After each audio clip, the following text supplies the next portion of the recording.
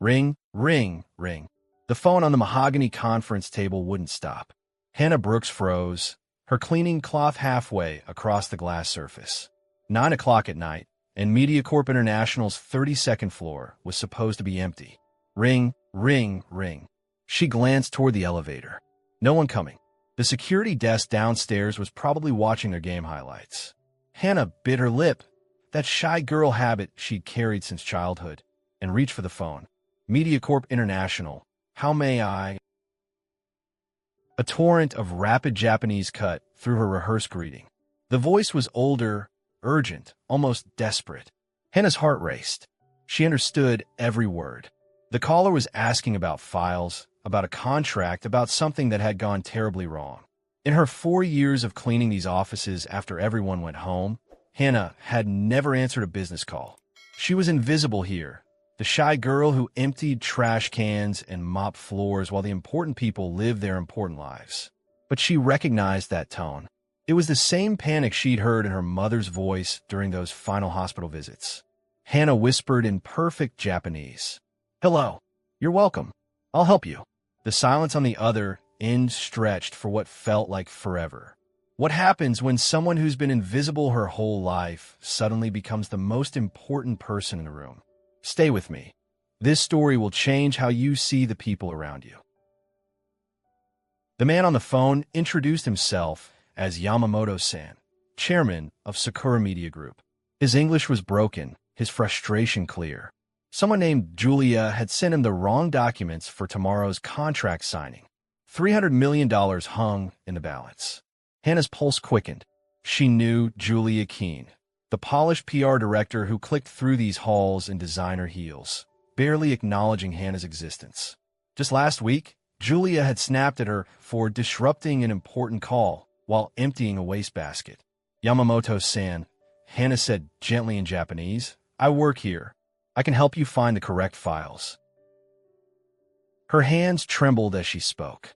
This shy girl, who usually went entire days without saying more than "excuse me" to anyone, was now conducting international business in a language she'd learned from library books and late-night study sessions. "You speak Japanese beautifully," Yamamoto-san replied, relief flooding his voice. "Better than many of our American partners." "What is your name?" "Hannah. Hannah Brooks." "Miss Hannah Brooks, you may have just saved my company." She guided him through the filing system, knowing exactly where Julia kept the international contracts because she'd been cleaning around them for years. While Yamamoto-san waited, Hannah used her security key card to access the storage room where backup files were kept. 20 minutes later, she'd emailed him the correct documents. Her hands shook as she typed her personal email address for follow-up questions. The next morning arrived gray and ordinary. Hannah punched in at 6 a.m., same as always, and began her rounds through the executive offices. In Julia's office, she noticed the stress lines around the woman's mouth, the way she kept glancing at her phone. Hannah said nothing. That shy girl instinct, learned from years of watching, listening, staying safely in the background, kept her quiet. At lunch, she sat alone in the employee break room, picking at her sandwich while the other cleaning staff chatted in Spanish. Her phone buzzed with an email from Yamamoto-san. "Dear Miss Brooks, your assistance last night exceeded all expectations. Your professionalism and language skills impressed our entire board. We look forward to working with MediaCorp." Hannah's chest tightened with an unfamiliar feeling. Pride, maybe, or recognition. "You look like you got good news, kid." Bill Harper, the night security guard, sat down across from her with his coffee. At 66, Bill had seen every type of person walk through MediaCorp's doors. He was the only one who ever really talked to Hannah, sharing stories during her late-night shifts. "Just someone thanked me for something," Hannah said. Bill's weathered face crinkled into a smile. "Sometimes helping the right person matters more than staying quiet. You remember that." Hannah's about to discover that being seen isn't always comfortable, especially when you've built your life around staying hidden. 1 week later, CEO Richard Vance stood in his corner office, holding a handwritten letter that had arrived by international courier. His assistant had marked it urgent, and now he understood why. "Dear Mr. Vance, The letter began in elegant script. I must commend your exceptional staff member, Miss Hannah B., who demonstrated remarkable professionalism during our recent contract emergency. Her fluent Japanese and cultural understanding prevented what could have been a disastrous misunderstanding. We are honored to work with a company that employs such capable individuals. Richard's jaw tightened. He'd personally overseen every aspect of the Sakura Media deal. Julia Keene had briefed him daily. No one had mentioned any emergency, let alone someone named Hannah B. He buzzed his assistant. Give me Julia Keene and whoever this Hannah B is. Conference room, 10 minutes. Julia arrived first, her confidence faltering when she saw the letter in Richard's hands. Hannah appeared moments later, escorted by security, her face pale with confusion and fear. Ms. Keene, Richard's voice was ice. Would you like to explain why our Japanese partners are praising an employee I've never heard of for handling a crisis you never reported? Julia's composure cracked like expensive veneer. There was no crisis. Everything went smoothly. I don't know what. Hannah. Richard turned to the young woman who looked ready to disappear into the carpet. Tell me what happened. The shy girl who'd spent years perfecting the art of invisibility found herself trapped in the brightest spotlight of her life. Hannah's voice barely rose above a whisper as she recounted that night. Julia's face went from confusion to horror to desperate damage control. She had no authority to handle international communications. Julia snapped. I had everything under control. This is highly irregular. What you had under control, Richard's voice cut like a blade, was sending classified competitor analysis instead of our media partnership proposal. I've just spent an hour on the phone with IT. They pulled the email logs. The room went silent except for the hum of air conditioning and Julia's sharp intake of breath. The Sakura deal is worth $300 million, Richard continued. If they'd seen our competitive intelligence on their rivals. He didn't need to finish. Everyone understood. Lawsuits, investigations, the end of MediaCorp's reputation in Asia. I fixed it, Julia stammered. I sent the correct files the next morning. No, Richard's eyes never left Hannah's face. She fixed it. While you were at home, probably asleep, Hannah was here at 9 p.m., taking an international call in a language she had no business knowing, and she solved a crisis you didn't even know existed. Hannah finally looked up. I heard someone who needed help. I couldn't just let the phone ring. You speak Japanese, Richard said. It wasn't a question. In German. And Spanish. Hannah's voice grew steadier. I was studying linguistics before. She paused, glancing at Bill, who nodded encouragingly. Before my mother was diagnosed with stage 4 pancreatic cancer. She was a translator for the immigration office. She taught me that languages weren't just words, they were bridges between worlds. When she got sick, I had to choose between finishing my degree and making sure she didn't die alone in a hospital room where no one spoke her first language. The room fell silent. Richard had never considered that the shy girl who cleaned his office might carry stories deeper than his own. We're about to witness what happens when someone who's been underestimated their whole life gets put in the spotlight. But first, there's a reckoning that's been years in the making. Richard spent the next 30 minutes methodically destroying Julia's version of events.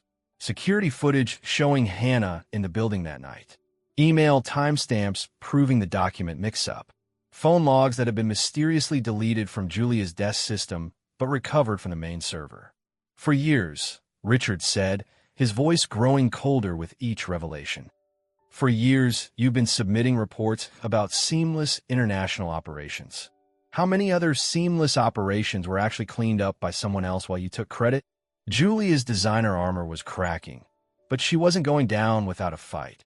You can't seriously be considering disciplinary action over this. I'm your international PR director. I have relationships across 3 continents. One mistake doesn't erase years of successful campaigns. It wasn't one mistake, Richard interrupted, pulling up more files on his laptop. IT found 17 instances in the past 2 years where documents were resent for clarification after you'd already marked deals as complete. 17 times when someone had to clean up errors you never reported. The blood drained from Julia's face. Those late-night emails, those routine follow-ups she dismissed as overcautious partners suddenly took on new meaning. And here's what really bothers me, Richard continued, his voice dangerously quiet. You deleted the call logs. You actively covered up the fact that someone saved your career, and you're going to let me believe it was your competence that closed the Sakura deal. Hannah shifted uncomfortably in her chair. This attention felt too bright, too intense for someone who'd spent years perfecting the art of being overlooked. But Bill's presence in the doorway gave her strength. I need to place Ms. Keene on administrative leave pending a full investigation, Richard announced. Hannah, I'd like you to work with our interim international team to ensure all our Asian partnerships are properly documented. Can you do that? The shy girl who used to hide when executives entered the break room found herself nodding. Yes, sir. I can do that. Hannah, Richard's voice was gentler now. Why didn't you tell anyone about your language skills? Why didn't you apply for a position that actually used your education? Hannah's eyes filled with tears she'd been holding back for years. Because I'm just a cleaning lady. I'm the shy girl who empties your trash and mops your floors. Why would anyone listen to me? Richard studied Hannah for a long moment. In 4 years of running MediaCorp, he prided himself on knowing his key personnel. He could name every VP, every director, every manager. But he'd never noticed the quiet young woman who kept his world running after hours. Tell me about your education, he said. University of San Diego, linguistics major with a focus on East Asian languages. I was 2 semesters from graduating when my mother got sick. Cancer. Hannah's voice steadied as she spoke. I had to choose between my degree and making sure she wasn't alone during treatment. It wasn't really a choice. I'm sorry for your loss. Thank you. She always said my languages were just a hobby, that nobody would ever pay me to speak Japanese to strangers. Hannah almost smiled. Turns out she was wrong. But Richard's next words came carefully. Hannah, I want to be honest with you. Promoting you to an international role without a completed degree is going to raise eyebrows. HR will push back. Some of the board members will question my judgment. Hannah's stomach dropped. Of course. She'd been foolish to think one phone call could change everything. However, Richard continued, I'm willing to create a new position, International Client Relations Assistant, reporting directly to me. You'll handle Asian partnerships while pursuing your degree part-time. MediaCorp will cover tuition. After you graduate and prove yourself, we'll discuss advancement. You'd do that for someone like me? I'd do that for someone who saved my company $300 million and had the integrity not to brag about it. Richard's expression softened. But Hannah, this won't be easy. You'll face people who think you don't belong. Some will resent that a cleaning lady got promoted over colleagues with MBAs. Are you prepared for that? Hannah thought about her mother, about the years of being invisible, about the shy girl who'd learned to find strength in silence. I've been preparing my whole life. Bill Harper, still standing in the doorway, grinned. Told you helping the right person mattered more than staying quiet. But kid, he's right about the challenges ahead. Corporate politics can be uglier than anything you've seen on the cleaning crew. Then I'll learn to navigate them, Hannah said, her voice gaining conviction. The same way I learned Japanese from library books and German from YouTube videos. One word at a time. Hannah's new workspace wasn't an office. It was a cubicle in the international department, squeezed between filing cabinets and the copy machine. But it had a computer with her name on the login screen, and that felt like magic. Her first week was a masterclass in corporate warfare. 3 different managers questioned why she was there. A colleague named Derek made pointed comments about diversity hires and sympathy promotions. The HR representative who processed her paperwork kept asking if she was sure about this career change.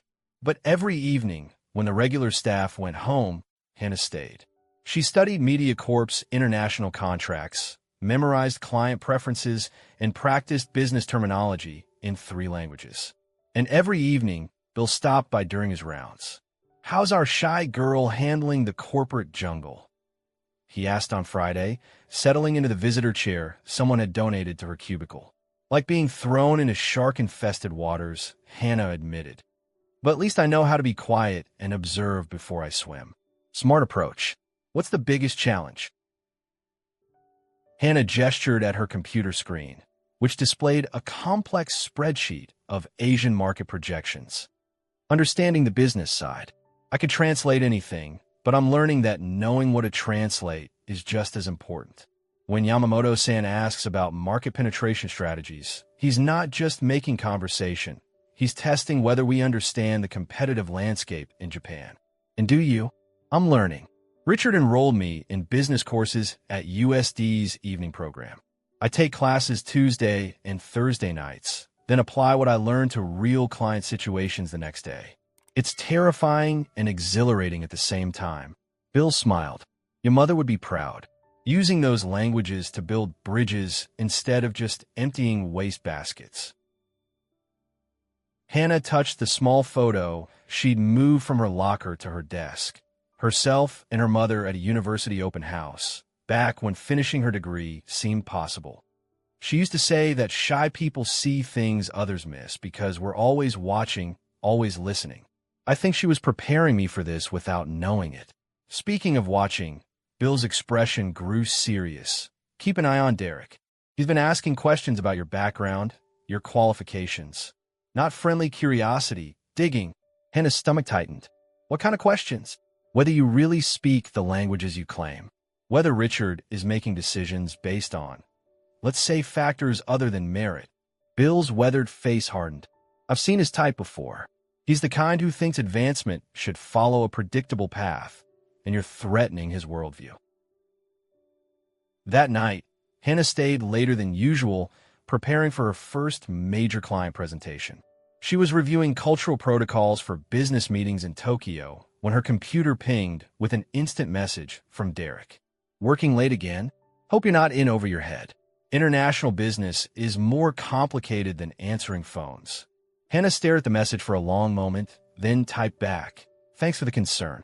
Just making sure I understand the cultural nuances before tomorrow's call with Sakura's board of directors." Yamamoto-san appreciates attention to detail. She hit send before she could second-guess herself. The shy girl was learning to speak up, one carefully chosen word at a time.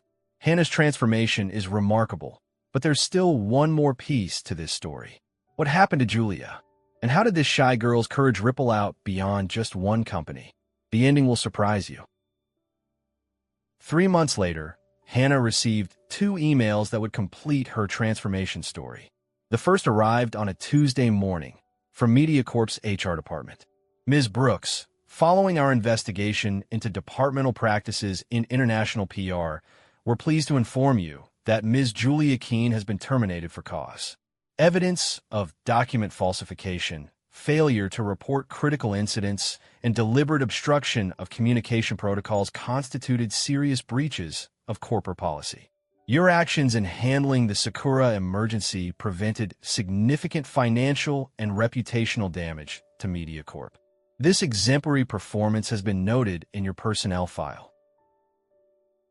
The second email came an hour later from Julia herself, writing from what appeared to be a personal account. "Hannah, I owe you an apology that's 3 months overdue.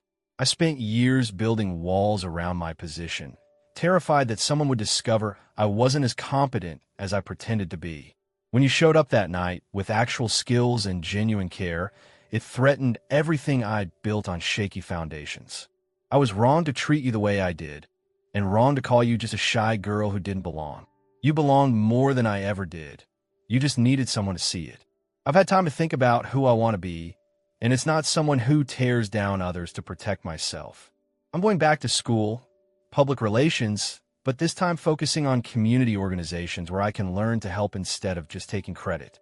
You deserve every success coming your way." Hannah read both emails twice, then printed Julia's and filed it away. Forgiveness, she'd learned from her mother's final days, wasn't just about the person who'd wronged you. Sometimes it was about choosing not to carry their mistakes forward. Her phone rang. Another international call, but now she had 3 assistants helping coordinate time zones and cultural protocols. The shy girl who once hid when phones rang now managed a small team handling Asian partnerships worth over $800 million. Hannah Brooks, International Client Relations. How can I help you today? The voice on the other end belonged to Yamamoto-san, calling to congratulate her on MediaCorp's newest partnership with a Korean entertainment conglomerate. Miss Brooks, your understanding of both business protocol and cultural sensitivity continues to impress our partners across Asia. We have recommended MediaCorp to 17 other companies this quarter. Your quiet wisdom reminds me of my own grandmother. She used to say that the most powerful people are often the ones who speak last and listen first. After the call, Hannah sat in her upgraded workspace. Not the corner office she'd once dreamed about, but a proper office with her name on the door and room for her growing team. The shy girl was still there, would always be there. But she learned something powerful. Being quiet didn't mean being powerless. Sometimes the most important voices were the ones that spoke only when they had something vital to say.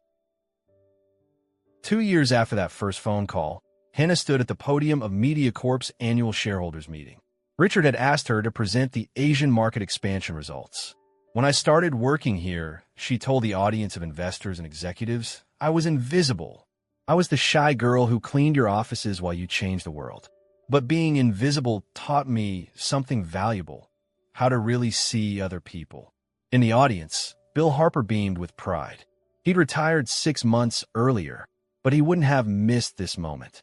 Our success in Asian markets isn't just about language skills or cultural knowledge. It's about respect. It's about understanding that every person in every company has value, even if they don't sit in corner offices. Our partners tell me they choose MediaCorp because we see them as whole people, not just profit centers.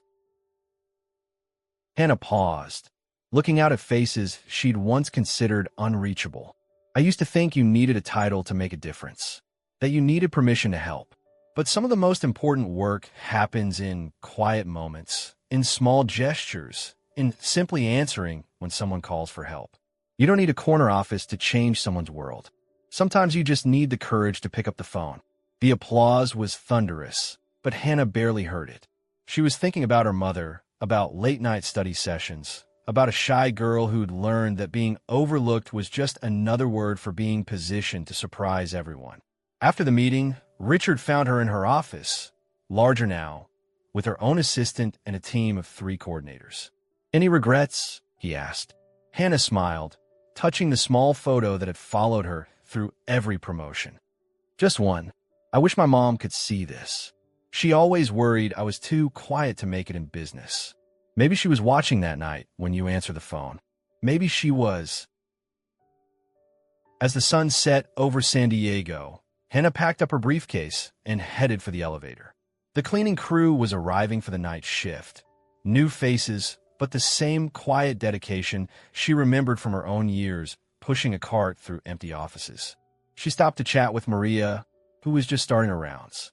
In careful Spanish, Hannah asked about her family, her dreams, her plans. Maria's eyes widened with surprise and gratitude. When was the last time someone had asked about her hopes instead of just whether the trash cans were empty? You speak Spanish? Maria asked. I do, and I remember what it felt like to feel invisible. If you ever need anything, help with English classes, career advice, someone to practice with, my door is always open. Hannah handed her a business card, not because she expected Maria to call, but because she wanted her to know someone saw her potential.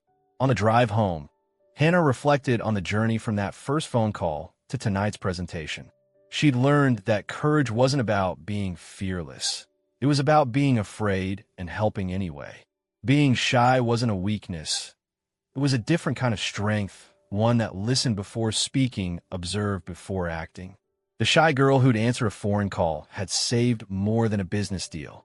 She'd saved herself, and in doing so, she'd opened doors for every quiet person who'd ever been told they didn't belong in important conversations. Your voice matters. Your perspective has value. And sometimes, The most powerful thing you can do is simply answer when someone needs help. Even if you're afraid, even if you don't think you're qualified, even if you've spent your whole life being invisible. Because the world doesn't just need the loudest voices. It needs the thoughtful ones, the careful ones, the ones who speak only when they have something important to say. 6 months after Hannah's promotion, Derek found himself in an awkward position. The Korean entertainment deal Hannah had secured was generating more revenue than his entire portfolio of domestic accounts. During the quarterly review meeting, Richard presented Hannah's results: 18 new Asian partnerships, 0 contract disputes, and client satisfaction scores higher than any department in MediaCorp's history. How did she do it? Derek asked his cubicle neighbor after the meeting. Did you hear what she said to the Samsung executives last month? She noticed their lead negotiator seemed tired and suggested postponing until he felt better. Turns out he'd been working 18-hour days to prepare for our meeting. They were so impressed by her consideration that they fast-tracked our approval process. Derek had been skeptical of the shy girl who'd answered a phone and gotten lucky. But watching Hannah's approach to business, the way she remembered every client's preferences, spoke their languages not just with words, but with understanding, he realized she hadn't gotten lucky. She'd gotten good. That afternoon, he knocked on Hannah's office door. "I owe you an apology," he said. "I thought you were just in the right place at the right time. I was wrong. You've earned everything you've achieved here." Hannah, still carrying that shy girl's grace, simply smiled. "Thank you. That means more than you know." Hannah's success changed more than just her own life. Richard instituted a company-wide policy requiring managers to spend time with night shift employees, leading to the discovery of 2 other multilingual staff members who were promoted to customer service roles. The cleaning staff received language learning resources after Hannah proposed it to HR. Maria, the cleaner Hannah had befriended, was now studying English and business basics 2 nights a week, with Hannah as her volunteer tutor. MediaCorp's Japanese partners began requesting Hannah specifically for all communications, telling other companies about the American firm that employed someone who understood both business and culture. The shy girl who once hid from attention had become MediaCorp's secret weapon in Asian markets. But perhaps most importantly, Hannah's story spread through the building's invisible network. The cleaning staff, security guards, maintenance workers, and administrative assistants who kept the company running. They began to believe that their voices mattered, that their observations and skills had value beyond their job descriptions. The shy girl had answered a foreign call and saved a deal. But she'd done something more powerful than that. She'd proven that heroism comes from the margins, that the most important voices are often the quietest ones, and that sometimes the person who changes everything is the one nobody thought to listen to, until they did. In her new office, Hannah kept 2 photographs. One showed her with her mother at the hospital, both of them smiling despite everything. The other was newer, Hannah at her college graduation ceremony, 2 years after she'd thought it would never happen. She'd finished her degree through MediaCorp's education program, writing her senior thesis on language as cultural bridge building in international business. Her mother's voice echoed in every page. "Words aren't just sounds, Mija. They're how we touch each other's hearts across impossible distances." The shy girl who'd learned languages to honor her mother's memory had found a way to use them that would have made her proud. Not just translating words, but translating understanding. Not just speaking multiple languages, but speaking to the humanity in every conversation. Late at night, when Hannah reviewed contracts or prepared for international calls, she sometimes imagined her mother watching from wherever mothers go when they finish raising their daughters. She hoped her mother could see that the quiet, careful way she'd been raised, the way that had seemed like a limitation in a loud world, had become her greatest strength. The shy girl had found her voice, and in doing so, she'd helped others find theirs too. Hannah's story reminds us that heroism rarely arrives with fanfare. It comes quietly, in moments when someone chooses compassion over comfort, action over fear. It comes from people who've been overlooked, underestimated, forgotten, until the moment they proved that being seen was never the point. If Hannah's story moved you, if it reminded you of your own moments of feeling invisible or showed you the power of quiet courage, let me know in the comments below. Share this story with someone who needs to remember their own worth. And hit that subscribe button, because there are more stories like this one, stories about ordinary people doing extraordinary things when the world isn't watching. Until next time, remember, you don't need a title to be a hero. You just need to answer when someone calls for help.